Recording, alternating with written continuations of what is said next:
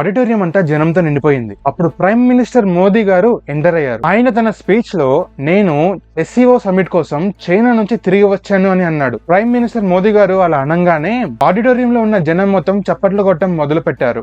कल रात ही मैं जापान और चीन की यात्रा करके वापस लौटा हूं।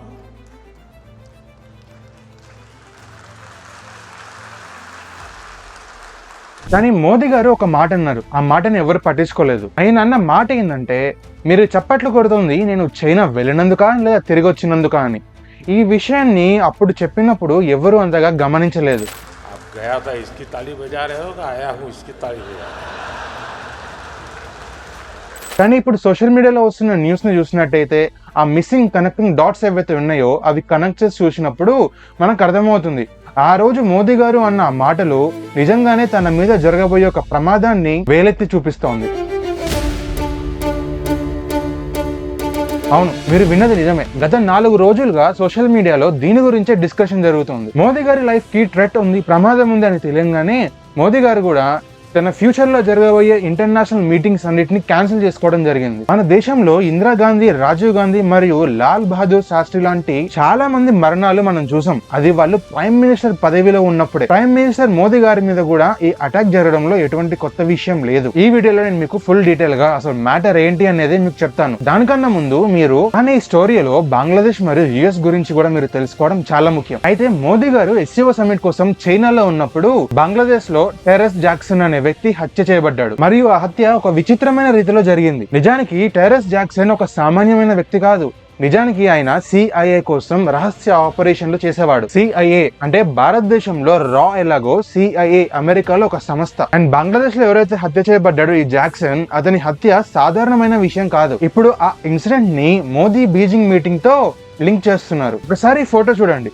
ఇక్కడ మోదీ గారు కూర్చున్న కార్ రష్యన్ ప్రెసిడెంట్ పుతిన్ గారిది. మరియు ఈ కార్ లో మోదీ గారు కూర్చోవడం ముందు ప్లాన్ చేసిన దాంట్లో లేదు. సెక్యూరిటీ రీజన్స్ వల్ల మోదీ గారికి ఈ కార్ లో సెక్యూరిటీ ఇవ్వడం జరిగింది. నేను వీడియోలో ఇంత ముందుకు చెప్పినట్టే మోదీ గారిని హత్య చేయడానికి వచ్చిన వ్యక్తి పేరే ఈ టెరెస్ జాక్సన్. కానీ జరిగింది మాత్రం మొత్తం ఉల్టా. నిజానికి రష్యన్ ఇంటెలిజెన్స్ KGB మరియు ఇండియన్ రా ఇద్దరు కలిసి బంగ్లాదేశ్ లో ఉండే ఈ టెరెస్ జాక్సన్ తన రూమ్ లోని ఎలిమినేట్ అయ్యేలా చేశారు. ఇలా ఒక పెద్ద ప్రమాదం తప్పింది. అయితే డీటెయిల్ గా చూస్తే ఆగస్ట్ 31న ఢాకా బంగ్లాదేశ్ లో వెస్టర్న్ అనే హోటల్ రూమ్ నెంబర్ 808 లో ఒక వ్యక్తి శవం కనిపించింది. అతని వయసు సుమారు 50 ఏళ్ళు ఉంటుంది. అండ్ ఆ శవం పేరే టెరెస్ జాక్సన్. ఈ జాక్సన్ అనే పేరు వింటేనే ఎనిమీస్ కి కూడా చెవంటలు పడతాయి. ఎందుకంటే అతను CIA కోసం పనిచేస్తాడని అందరికీ తెలుసు.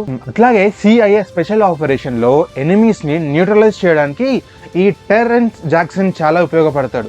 ఎలిమినేట్, న్యూట్రలైజింగ్ అంటే ఎనిమీస్ ని చంపేయడం. అతను గ్రీన్ బెరెట్స్ అనే ఒక స్పెషల్ ఫోర్స్ లో US లో ఆర్మీ మెంబర్. మొదటి రిపోర్ట్స్ ప్రకారం ఈ టెరెన్స్ జాక్సన్ బంగ్లాదేశ్ లోని ఆర్మీకి ట్రైనింగ్ ఇవ్వడానికి సెయింట్ మార్టిన్ ఐలాండ్ కి వచ్చాడు. ఈ ఐలాండ్ బంగ్లాదేశ్ కి మరియు US కి చాలా ఇంపార్టెంట్.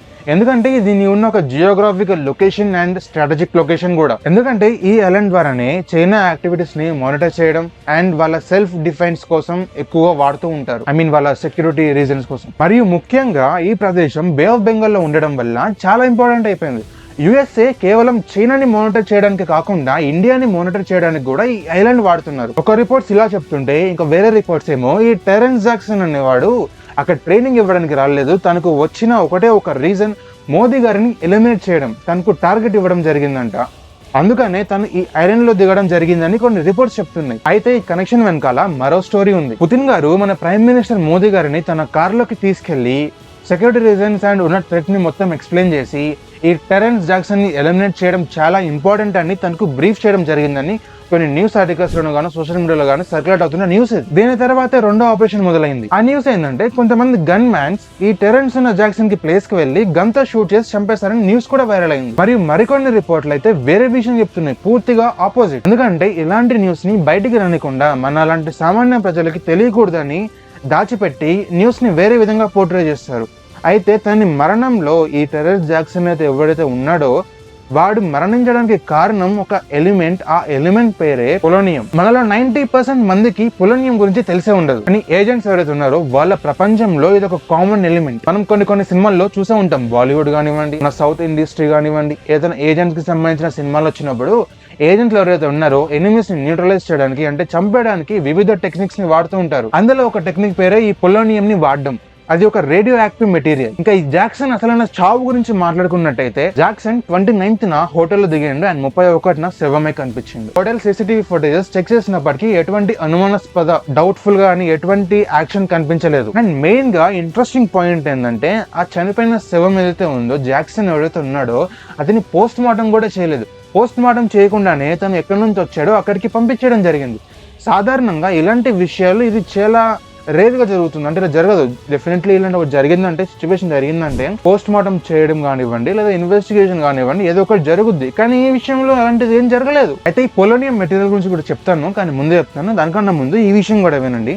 కొంతమంది చెప్పేది ఏంటంటే ఈ జాక్సన్ బంగ్లాదేశ్ కి రావడానికి కొన్ని కారణాల్లో మోదీ గారిని చంపడం ఒకటి, అండ్ అలాగే ఇంకొన్ని కారణాలు కూడా ఉన్నాయి. అదేంటి అంటే బే ఆఫ్ బెంగాల్ మీద యుఎస్ తన కంట్రోల్ ని పెంచడానికి బంగ్లాదేశ్ ను సెయింట్ మార్టిన్ ఐలాండ్ ని మార్గేజ్ చేయమని ప్రెజర్ పెట్టడానికి వచ్చాడంట వాడు. అయితే ఇక్కడ ఈ టిప్ ఆఫ్ ఇన్ఫర్మేషన్ ముందుగా రష్యన్ ఇంటెలిజెన్స్ కి తెలిసింది. దాని తర్వాత మన ఇండియన్ రా ఇంటెలిజెన్స్ పంపించిన తర్వాత చైనాకు కూడా ఈ ఇన్ఫర్మేషన్ ఇవ్వడం జరిగింది. అయితే ఇప్పుడు మన కథలోని ముఖ్యమైన భాగానికి వెళ్దాం, అదే పొలోనియం. అలా ఈజీగా చెప్పాలంటే ఈ పొలోనియం ఒక రేడియో యాక్టివ్ మెటీరియల్, అత్యంత అరుదైంది, చాలా రేరెస్ట్ అండ్ అలాగే మోస్ట్ డేంజరస్ ఎలిమెంట్స్ లో ఇది కూడా ఒక ఎలిమెంట్. ఇది సహజంగా చాలా తక్కువ క్వాంటిటీలో దొరుకుతుంది ఎక్కడైనా కానీ. మామూలుగా దీన్ని ఎక్కువగా ల్యాబ్లలో తయారు చేస్తూ ఉంటారు. దీని అటామిక్ నెంబర్ 84. ఇది ఎక్కువగా రష్యా ఇంకా యుఎస్ లో తయారవుతుంది. మరియు కొన్ని దేశాలలో న్యూక్లియర్ పవర్ ప్లాంట్స్ కానివ్వండి, న్యూక్లియర్ వెపన్స్ ఏవైతే తయారు చేస్తూ ఉంటారో అందులో కూడా ఈ పొలోనియం వాడతానని అంటారు. సింపుల్ గా ఇది ఎంత డేంజరస్ చెప్పాలంటే ఒక ఎగ్జాంపుల్ తో చెప్పొచ్చు. 1 గ్రామ్ ఆఫ్ పొలోనియం దొరికిందంటే 10 బిలియన్ పీపుల్స్ ని అంతం చేసేంత శక్తి ఆ పొలోనియంకి ఉంటుంది. 10 బిలియన్ పీపుల్ అంటే 100 కోట్ల మంది కంటే ఎక్కువగా చంపొచ్చు ఈ పొలోనియం వాడి. 10 బిలియన్ పీపుల్ అంటే it's not a normal thing. ఇప్పుడు ఇది ఇంత తక్కువ క్వాంటిటీలో ఉన్నప్పటికీ అంత మందిని ఎలా చంపుతుందనేగా మీ డౌట్. నిజానికి ఈ పొలోనియం ఎనిమీ బాడీలోకి లేదా వాళ్ళ దరిదాపులోకి తీసుకెళ్ళడానికి వాడిన పద్ధతుల్లో చాలా పద్ధతులు ఉన్నాయి.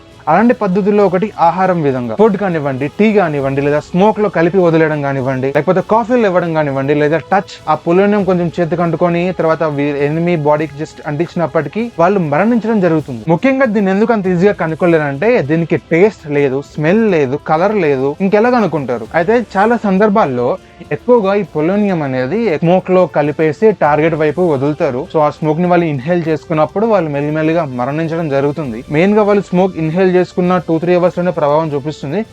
కొన్ని సార్లు ఏంటంటే 3 వీక్స్ నుంచి 4 months వరకు కూడా పట్టొచ్చు ఈ యొక్క పొలోనియం వాళ్ళ బాడీలో ఫుల్ గా ఎఫెక్ట్ చేయడానికి. అండ్ మెయిన్ గా ఇంకో పద్ధతి ఏంటంటే దీన్ని ముట్టుకోవడం. ఎప్పుడైతే ఈ పొలోనియం మన శరీరానికి టచ్ అవుతుందో జస్ట్ ఆ తేమ దానికి ఉన్నంత లైట్ గా టచ్ అయినప్పటికీ అది మన బాడీలోకి చర్మం నుంచి ఎంటర్ అయిపోతుంది. అలా ఎంటర్ అయినప్పుడు మన బాడీ మొత్తం స్ప్రెడ్ అయ్యి మన ఆర్గన్స్ ని ఫెయిల్ చేయడం. ఇలా ఎంటర్ అయినప్పుడు కొన్ని సార్లు 2-3 అవర్స్ లోనే ఎఫెక్ట్ అయితే చూపిస్తుంది. అండ్ కొన్ని సార్లు 4 to 5 days కూడా అవ్వచ్చు ఫుల్ గా ఎఫెక్ట్ అవ్వడానికి. అది ఎలా పనిచేస్తుంది అంటే ఇది శరీరం మీద రేడియో అటాక్స్ చేస్తుంది, రేడియో రేస్ ని రిలీజ్ చేస్తుంది. ఆ రేడియో రేస్ పేరే సంథింగ్ ఆల్ఫా రేస్ అనుకుంటా. ఇది మన బాడీ పైన స్ప్రెడ్ అయ్యేలా చేస్తుంది. బాడీలో ఉన్న సెల్స్ ని లోపల నుంచి బర్న్ చేస్తుంది, లైక్ డైరెక్ట్ మీరు పోయి మైక్రోవేవ్ లో ఉన్నట్టు. అయితే ఈ రేడియేషన్ స్ప్రెడ్ అవ్వడం వల్ల లోపల నుంచి సెల్స్ నుంచి బర్న్ అవ్వడం వల్ల మెయిన్ గా మీ ఆర్గన్స్ ఫెయిల్ అవుతాయి. దాని తర్వాత మీ బోన్ మ్యారో, మీ బోన్స్ కానివ్వండి ఎఫెక్ట్ అవడం స్టార్ట్ అవుతుంది. అండ్ అలాగే బ్లడ్ సెల్స్ కూడా చనిపోతాయి. దీని వల్ల జుట్టు రాలిపోవడం, హార్ట్ అటాక్స్ రావడం, వామిట్స్ అవ్వడం చాలా సింటమ్స్ కనబడతాయి. అండ్ ఆఖరికి హార్ట్ లేదా లంగ్స్ ఫెయిల్ అవ్వడం జరుగుతుంది. దీనికి ఒక చాలా పెద్ద ఎగ్జాంపుల్ 2006 లో అలెగ్జాండర్ అనే రష్యన్ స్పై తను లండన్ లో ఉన్నప్పుడు తన టీలో పొలోనియం 210 కలిపిచ్చారు. అతను ఒక టీవీ షోలో తనకు విషం ఇచ్చారని చెప్పడం జరిగింది. అండ్ అలా చెప్పగానే 23 రోజుల్లోనే తను చనిపోవడం జరిగింది. ఆ తర్వాత హాస్పిటల్ నుంచి తన యూరిన్ ని టెస్ట్ కి పంపించినట్టయితే ఆ యూరిన్ లో రేడియో యాక్టివ్ మెటీరియల్స్ ఉన్నట్టు గమనించారు. అంటే తన యూరిన్ లో రేడియేషన్ కనిపించిందని అన్నారు. దీన్ని ఈ ఇన్సిడెంట్ ని బేస్ చేసుకొని నేను చెప్పేది ఏంటంటే మామూలుగా ఎలా అయితే ఈ టీవీ షోలో వచ్చిన ఈ అలెగ్జాండర్ ని చంపడం జరిగిందో సేమ్ అలానే జాక్సన్ ని కూడా చంపాడని నేను అనుకుంటున్నాను. అండ్ సోషల్ మీడియా కూడా ఇదే న్యూస్ స్ప్రెడ్ అవుతుంది. అండ్ దీనిపై మీ కామెంట్స్ ఏందో కింద కామెంట్ సెక్షన్ లో చెప్పండి. ఒకవేళ ఇదే న్యూస్ కరెక్ట్ అనుకుంటే మీ అభిప్రాయాలు కింద కామెంట్ సెక్షన్ లో చెప్పండి. అండ్ అలాగే ఈ న్యూస్ నిజం కాదు వేరే విధంగా జరిగిందని అన్నా కూడా కింద కామెంట్ సెక్షన్ లో చెప్పినట్టయితే నేను నెక్స్ట్ వీడియోలో దాన్ని కరెక్ట్ చేస్తాను. అండ్ అంతేకాకుండా మీకు ఏదైనా సర్టన్ టాపిక్ మీద వీడియో కావాలంటే కింద కామెంట్ సెక్షన్ లో చెప్పండి. అండ్ దానికన్నా ముందు మీకు ఈ వీడియో నచ్చినట్లయితే సబ్స్క్రైబ్ చేసుకుంటారని కోరుకుంటూ కలుద్దాం నెక్స్ట్ వీడియో. అయితే ఫైనల్ గా చెప్పొచ్చేది అంటే కొన్ని సిరీస్ లో తను ఇలా చనిపోయాడు, ఇలా జరిగింది, అలా జరిగింది అని అంటున్నారు. ఇవన్నీ సోషల్ మీడియాలో జరిగే కొన్ని కాన్స్పిరెన్సీ థియరీస్ మాత్రమే, అండ్ కొంతమంది అబద్ధం అని కూడా అంటున్నారు. ఫైనల్గా మీ పాయింట్ ఆఫ్ వ్యూ ఏందో కింద కామెంట్ సెక్షన్లో చెప్పండి.